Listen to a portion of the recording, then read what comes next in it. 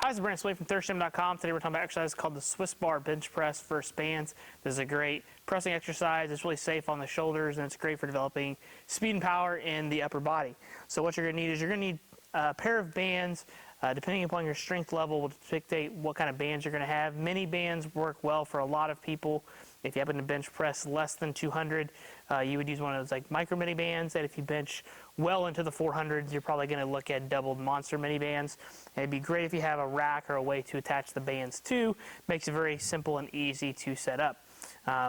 If you really want to know how to set up bands correctly and all that kind of stuff, we've got a YouTube video on how to set up bands, particularly for the bench press, where we go into all the detail and the way to work around that if you don't have a way to do it.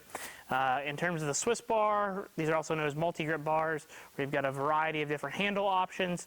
Most of them are usually a neutral grip option, which is great and shoulder friendly. So once you've got the bar in the rack here, then we're just going to get in our bench press position. Set our shoulders. We want to make sure we line our head up, usually within the middle of the bar. So the way I coach our kids in our classes is to have their head in between this little V right here, and that usually puts them in a good spot. And then your hand position is going to be dictated on how wide you are, how narrow you are. Most people generally work well within the first two grips on this particular bar. You're usually not going to use this V one right here for this. And then there's also a wide grip angle as well. So just find the position that works best for you. Set your shoulders, set your feet, unrack the bar. You're gonna have to stabilize the bar pretty hard. So the band and the Swiss bar by itself is gonna challenge your stability a little bit. That's pretty normal. But once you get out here, you come down to the chest and then press as fast as you can after you get down to your chest. And then you can wrap. This bar is more challenging and more difficult than a standard bench press bar, so don't expect to hit any kind of numbers that you probably would on your standard bench press numbers. And this is, like I said, is great for developing speed and power for upper body. So the bands give us some overspeed eccentrics, so they're forcefully pulling the bar down towards the ground. And as we press, we have to press into the bands, which is going to help us press faster because of that overspeed eccentric.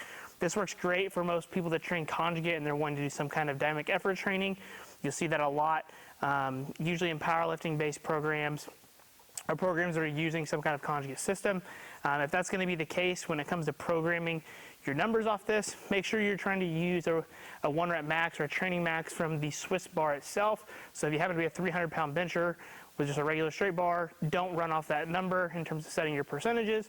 Make sure you get your percentages off the bar that you're using. And anywhere between 40 and about 55% is pretty common for the percentage that you use for your speed work. And then your sets can be anywhere between 5 to 10, depending upon how many reps you're doing. And then usually your reps are probably between 2 and 5 as well. And usually you're going to aim for about 25 total reps if you're doing this for speed work. Now, if you want to do this as like a heavy max variation, or you're doing max effort work for conjugate, this exercise is great as well, again, because it's super shoulder friendly with the bands and the neutral grip options. If your shoulders are aching you a little bit, this might be a good way to get some heavy work in without tearing your shoulders up in the process.